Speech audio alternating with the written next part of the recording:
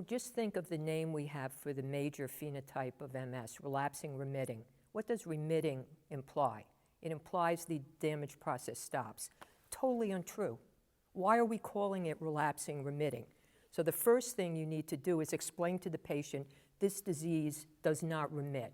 There's ongoing, accumulating, permanent injury to your central nervous system if we don't get you on a therapy to minimize that. The person may be aware of clinical attacks. They may be aware of deterioration on the exam. They may be aware of macroscopic lesions on the MRI scan. They haven't been told about the microscopic injury. So somebody can be completely stable, have no attack, have a maintained, stable neurologic exam, have no new lesions on their MRI scan, but there may be accelerated brain atrophy. So they've had a lot of microscopic injury, even though there's nothing obvious clinical. The patient needs to be told about that. They need to understand that. They need to understand that the brain is aging from about the mid-30s on. And if you have a damage process like MS hitting it, you can't age as well. So why would you not want to be on an agent to minimize that damage?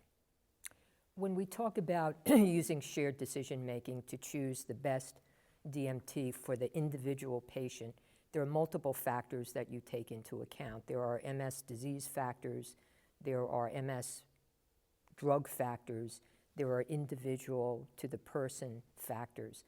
The more options you have, the better fit you can get in selecting a specific DMT that may be the best for that particular patient and really get their buy-in. In addition, when you have multiple options, you're much more likely, if the patient is breaking through or unhappy with their DMT, making a switch. You have multiple switches to do.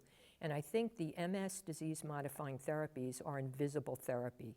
You don't want somebody on it and feeling bad or having side effects. There's no reason to have them feel poorly on it. They should feel well on it. They're being treated to really maintain a normal life.